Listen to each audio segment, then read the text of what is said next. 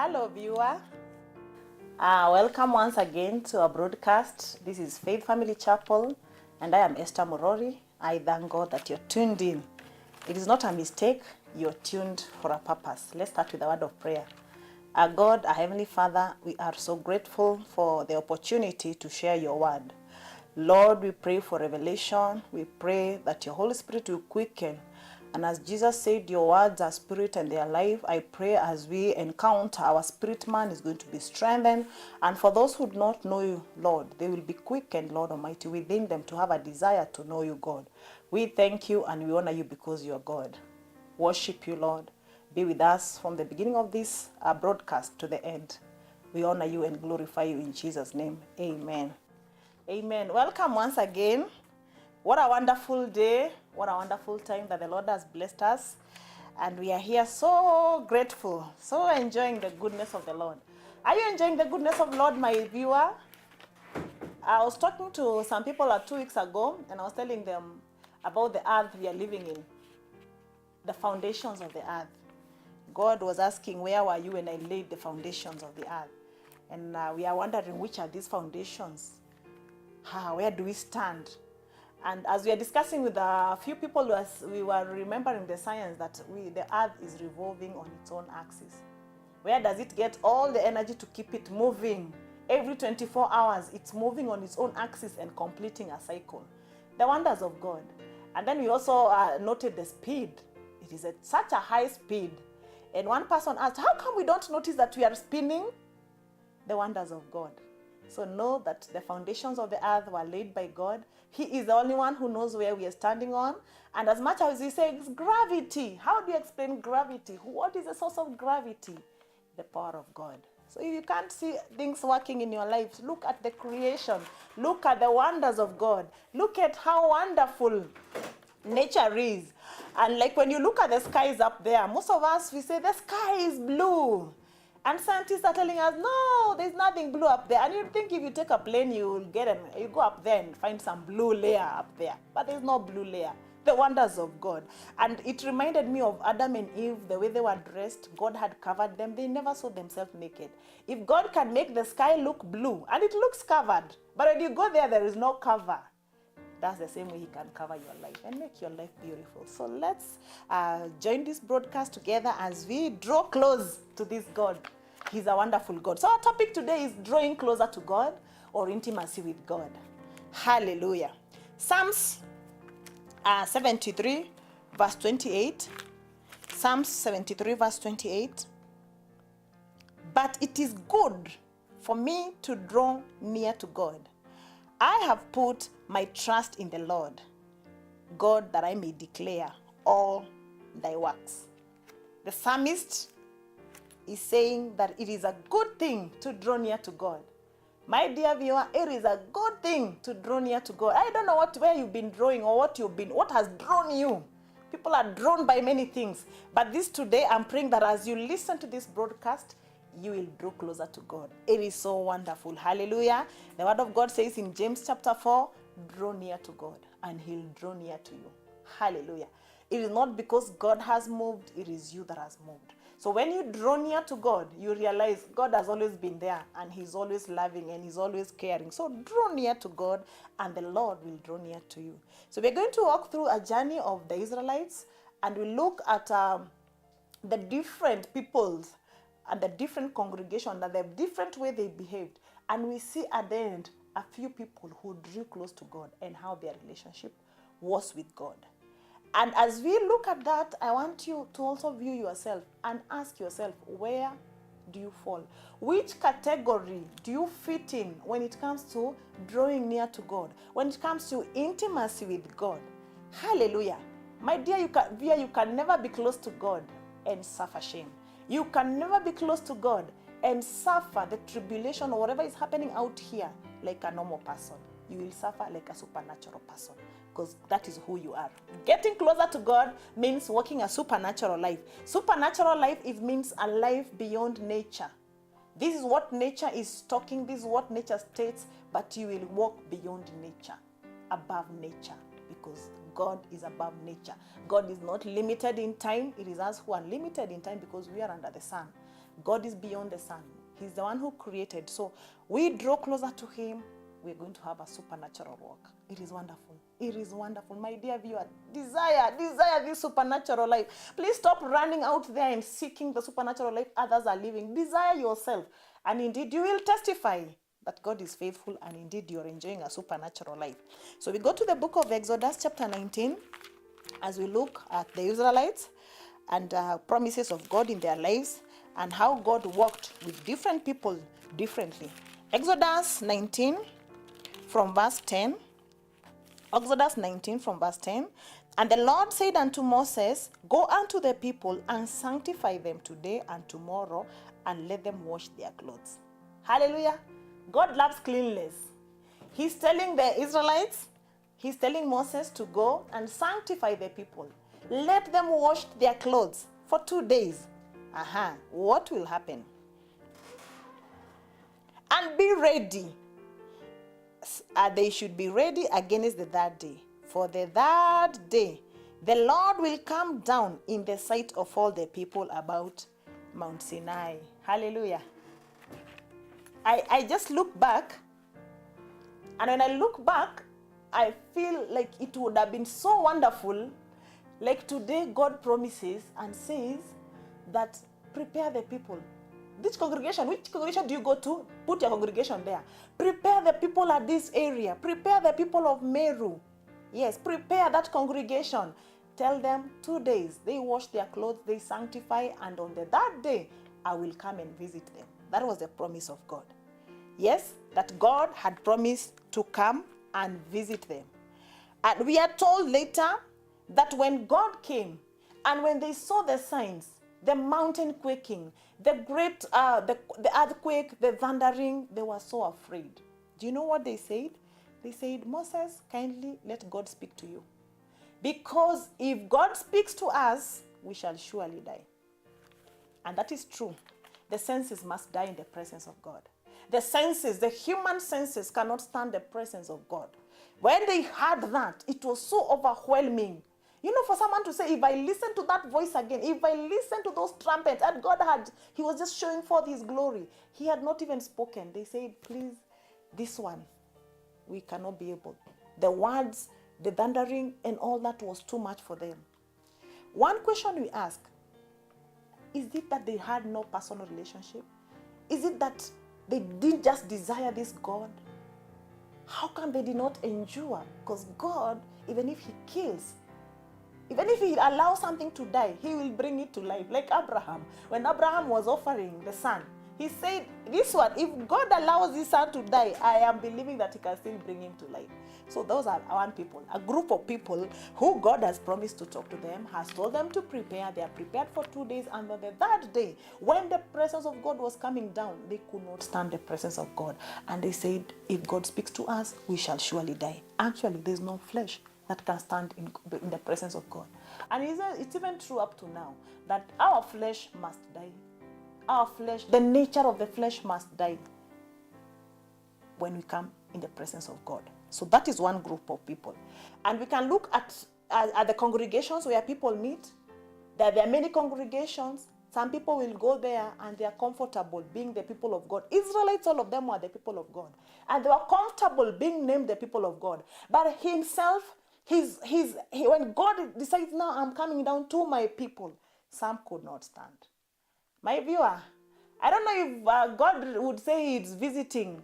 In his signs, now he's himself manifesting in the congregation you meet. I don't know how many will stand his presence. Another question, does he manifest himself? Do you sense his presence? One, he can come showing forth his power, and when he shows his power, can you be able to stand that? How many people will run away? The Israelites ran away. But there's a different group of people that we can look at in Exodus chapter 24.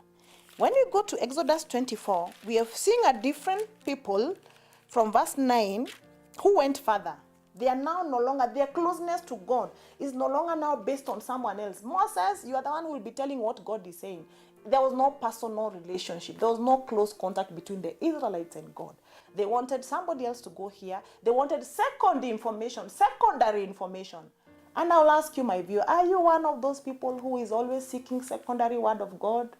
and you're not going yourself to him that he may speak the Rhema word in your life. Let us continue. Exodus chapter 24, verse 9. Verse 9 says, Then went Moses, Aaron, Nadab, and Abihu, and 70 of the elders of Israel. And they saw God of Israel, and there was under his feet, as it were, a paved work of sapphire stone, as it were the body of heaven in his clearness. Hallelujah. These are now people who came closer. Remember, they are at the mountain. They had gone to the mountain, but they had been told not even to come near the mountain. But now these ones have come closer. They have not climbed the mountain, but they are closer. They are different. We are told there is Moses, there is Aaron, there is the sons of Aaron, who is Nadab and Abihu, and then the 70 elders of Israel. These 70 elders are the elders that Moses had his spirit also being put upon them. So the Spirit of God was also upon these 70 elders. So they went closer. They actually saw God. We are told they ate in the presence of God. They saw God. They saw the feet. We are told that the feet was like sapphire, the path at which God was walking. So they saw the glory of God, and they saw the feet part. Aaron, Nadab, Abihu, 70 elders. We believe that Joshua was among the 70 elders, yes, who beheld God. One thing we are going to notice is, yes, they saw the presence of God. Yes, they ate in the presence of God. Yes, they tasted the glory. But looking later, there was no permanent transformation. So it's another category. We have moved from the big category of everybody who is being involved. A small group has stretched out, that has gone closer to God, that is drawing to God, and they have even seen the presence of God. You who goes for revival meetings, you who goes for crusades when they are called, you who just don't have to wait on Sunday to be in church, you are going step further. Which group are you belonging to? These people, they had no permanent transformation. Why we are saying that? Later on, we are going to find Moses walking alone to the mountain and staying there for 40 days. And when he stays there for 40 days, Aaron, the same one now was here, somehow he retreats back. He goes back to the people. A priest of God, when you're called of God, you cannot retreat and go back to the people.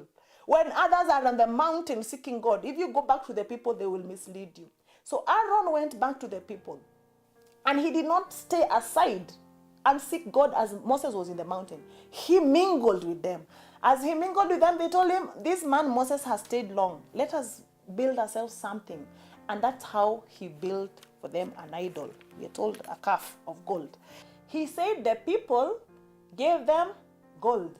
They gave them the ornaments. And he said, I put them in the fire, and wow, a gold calf. So that's why I'm asking, if you look at the explanation, you'll wonder, is it that there was magic? His explanation, his explanation is that they gave him the gold, and they gave him all the bracelets. When he threw them into the fire, there was a calf. So this is one of the people who had come, has tasted the glory of God, has tasted the goodness of God. But somehow, when he retrieved back to the people, he lost that which he had sensed. So this word is telling us that even if you're experiencing God today, it must be a daily walk. We experience God today. We will not glory the experience today. We're going every day seeking the glory of God, seeking the presence of God daily. It's a daily walk. Because he was among Aaron, high priest, among the people that saw God, among the people that experienced the glory of God. But when Moses was up in the mountain, he still went back. My dear viewer, the word of God is saying, work out your salvation with fear and trembling. It's God who works in you. So if you are standing today, thank God that you're standing. And tomorrow, do not think of yesterday the way you stood. Ask for the grace for the day. Hallelujah. And we shall be able to stand, so that there can be permanent transformation. So I don't know which group you're following. By the end, you'll check and see which group are you following in terms of being close to God. Are you among the congregation that have decided, I do not want to hear so much of God? I just like going to church, sitting, hearing good communication. I just don't get too close to God. Don't get too religious. They call it religious. Religion is a man-made option of man trying to reach God and be satisfied at the same time. When you choose God, yourself must die. Even religion must die. So for those who say, I'm not religious, it's good. Now, even us, we don't want religion. We want Christ himself. Give yourself wholly to God if you don't like being religious. If you like being religious, you'll be like these people. So comfortable. A verse is read, because so comfortable, you have not got the revelation of it and you're comfortable. If you desire to get close to God, a verse is read and you have no revelation, you can't sleep. You go and say, this was what was in the service today. God, I never got a revelation. I'm asking for a revelation. And I'm telling you, that is a way of getting closer to God, such that there will be a permanent transformation in what we hear. We know you have had crusades. We have very many gatherings that gather. Very many people come even get saved. Many people, they are filled with the Holy Spirit and they rejoice. But some of them, you come to find them 1 year later, 1 year later, their lives is different. A month later, they have gone downhill. Why? There was no permanent transformation. For transformation, it has to be a daily walk with the Lord. That is group 2. There's another group, Exodus chapter, the same chapter 24, verse 15 and 17. Verse 15 and 17. And Moses, and he said unto the elders, tarry here for us until we come again unto you. And behold, Aaron and Hur are with you. If any man has any matters to do, let him come unto them. And then Moses went up into the mount, and a cloud covering the mount. Just before he went alone, verse 13, Moses rose up, and his minister Joshua. And Moses went up into the mount of God. So the crowd is becoming smaller, yeah? We started a very big cloud. We have moved to a smaller group. Now we have moved to 2. The power of 2. Moses and his minister Joshua. That's why I was saying that among the 70 elders, Joshua must have been among them. Because for him now to move, and now there are the 2 remaining, he must have been among the 70 elders. One thing about Joshua, he was always with Moses. Even when Moses went to the tent to speak to God, Joshua used to stay out there and wait for Moses. Joshua walked with Moses. Among the congregation, Joshua chose. And that's why we're being told he ministered unto Moses. So he was always with Moses. Now that's where comes 2. Getting closer to God. The power of 2. And the word of God says, where 2 or 3 are gathered in my name, I'm there. So Joshua and Moses, they had a relationship. I don't know whether you're in that category, that there's someone that you're linked to, someone when you're going to intercede, that is a person you'll share with. You need to have someone who is some people say prayer partner, that your walk with God. There is a congregation out there, but you can go further. You go further. Moses spent a lot of time with God, and Joshua was always there waiting. As long as Moses is in the tent, as long as Moses is in the tabernacle speaking unto God, Joshua was out there waiting. And you know the word of God says that God spoke to Moses like a friend. God spoke to Moses. I mean, they were so close that actually Moses knew God. But Joshua, even if he's not the one God was speaking to, he was always out there waiting. And so I believe that as Moses spoke to God, or as God God spoke to Moses, there was a glory that was upon him. And as Joshua goes out, or as Moses goes out, Joshua sees him. And I believe even him, there was some glory that was rubbing upon him. That's another level, getting close. That the man of God, the high priest, I'll call him high priest, he was so close to God, talking to God, but you are there. You are there. You want to know what is the secret. What is God telling him? Is there somebody, a man of God that you're close to? You are after a step-by-step growing, because you need to grow. Let me tell you, you can never move from the crowd close to God without someone who is walking with you. And with this, I thank God for Pastor Apostle, our apostle, and my pastor, Minor, for the fact that we've walked with him.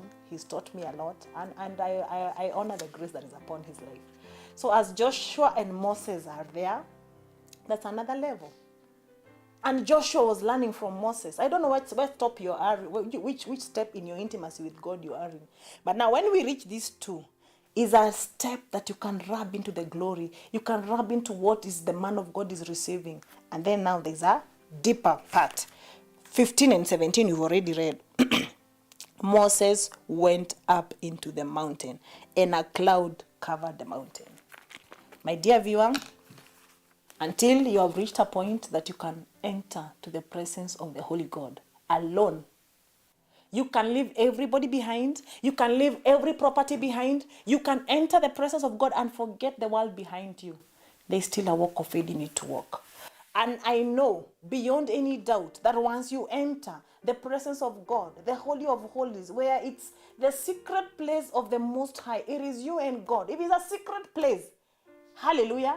If it is called a secret place of the Most High, it means when I am with God, it is us and God, our secret place. Where our friends, my friend, you are with God, it is your secret place with God. So it must be your place. You will not enter my secret place with God. So, alone with God. We are told Moses was alone with God for 40 days. 40 days. Moses never carried some sufurias. Moses never carried flour. He never carried juice to go up there and eat for 40 days. He was in the presence of God. And the words of Jesus that says, man shall not live by bread alone, but by every word that proceeds from the mouth of God, was so fulfilling in Moses' life that he lived and survived by the spirit man being strengthened of God, and the body had to remain strong. Yes, I remember Moses was not a young person. Please remember, when Moses was called by God 40 years, then he went to the wilderness for 40 years. So we're talking of someone over 80 years. Somebody who is over 80 years going to the mountain, and 40 days he's not eating.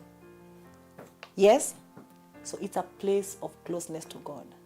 And my dear viewer, when it comes to your relationship and your closeness and intimacy with God, don't gauge yourself based on other people. Gauge yourself based on what God wants for you. When you're seeing that holy place, because when Moses entered, we told the cloud covered. So it's a place that physical senses, it was scaring. Already, if you ever go to the mountain, it's very cold. The mountain is very quiet. The mountain, maybe you just hear some animals making noise. But that time, even the animals were told, even the sheep should not come to the mountain. And then there's darkness. There's a cloud. So it's a place where the senses are in darkness. And I'm believing if it was that dark, even seeing, most likely he wasn't seeing physically. And when he could not see physically, God opened a spiritual sight. He could see in the spirit realm. And that's how he survived for those 40 days. And when he comes back with a commandment. God spoke to him. God gave him the commandment. Unfortunately, as we go and we can go and read on our own the entire book of Exodus from chapter 19 to chapter 24, you'll see how now he found the people worshiping the idol god.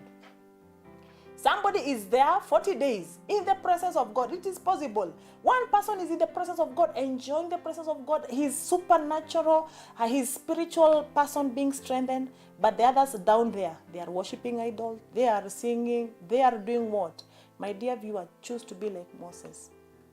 Moses was a friend of God. God spoke to Moses until he reached somewhere. Moses is saying, show me your glory. As in, God, I've known you. I've known. In Psalms 103, he says that the Israelites knew the works of God. But Moses himself knew the ways of God. Yeah? The Israelites knew the works of God. But Israelites, they knew just the works. They could see the works of God. They could see the miracles. They could see what God has done. But Moses knew how God works. Verse 7. He made known his ways unto Moses, his acts unto the children of Israel. Psalms 103 verse 7. He made known his ways unto Moses. My dear viewer, when you spend your time with God, he will make known to you his ways. Psalms 25 verse 14 says, the secret of the Lord is with them that fear him. When you walk in the fear of the Lord, when you walk in the reverence of God, you get to that intimacy place that it is you and God. You are there in that place that God will teach you. He will make known his secret unto you. And you're going to be different. You won't be like anybody else. And because the fear of the Lord is the beginning of wisdom, when you walk with the fear of God, then you will also be a wise person. Hallelujah. We need to know that when we are living in this earth, there's two types of knowledge. We have the knowledge that we are benefiting from the senses. There's another godly knowledge that comes by revelation. When you walk close to God, he will make his ways known unto you. That is what you're calling revelation. So Moses had revelation of God. And that's why he was different. Moses was so different such that when he was to benefit, when God was angry with the Israelites and he said, I'm going to kill all of them and I'm going to make a new generation. Even out of Moses, he would have done that. Moses pleaded with God and said, God, these are your people. These are your people that you are the one who brought. At first, God is telling Moses, you and your people that you brought. Moses returns back to God and says, God, these are your people. Hallelujah. So whatever you are going through or whatever you are facing, it is going to be difficult when you're not close to God. Move from the crowd. Get closer to God. It is your work in God. Praise the Lord. When we leave this earth, you will not be saying, my mother was, my sister was. We are moving out of the crowd and having an intimacy, a personal relationship with God, where He makes His ways known unto us. He makes our paths clear by teaching us the path of life. So will you like to give your life unto God? Because Jesus Christ is the way. Hallelujah. We are told the Old Testament prophets were longing for a time like this. They were longing for the glory of God to be.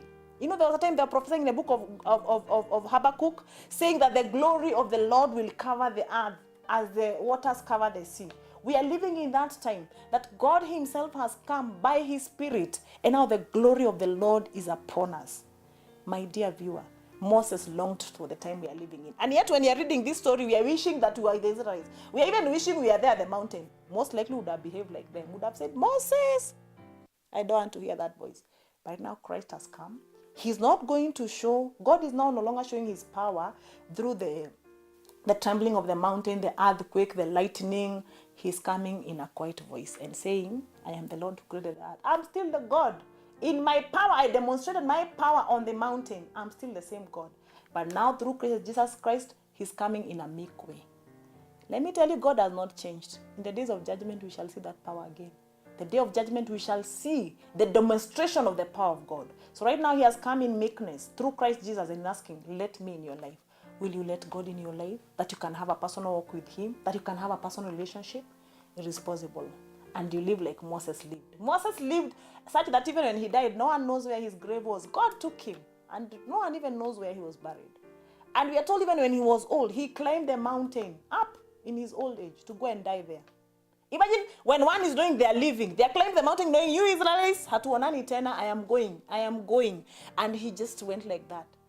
God can reveal secrets unto you. Don't be like, because other people are living and you think it has to be like other people. No. Your walk with God, make it personal. Believe that what God is saying, He will reveal secrets unto you. That is the power of the gospel. Christ now living in us. Imagine how wonderful it is. The God who was shaking mountain has now come in humility and now is living within us. Will you accept Jesus today? Just repeat this prayer after me. Say, Lord Jesus, I come to you. As a sinner, I ask you to wash me, to cleanse me, to purify me. Make me a child of God by your blood. Thank you, God. I honor you. In Jesus' name, amen. Welcome, viewer. We are Faith Family Chapel. Please get tuned in next Saturday, same time. And we're also welcoming you to our services. We are at Meru, Maua, Roiri Junction, and our services start at 10 a.m. on Sunday. You are welcome. We learn more on how to get close to God. This God is wonderful. This life is wonderful. Come and let us share together as God teaches us more. You are blessed. Till next time. See you. God bless you.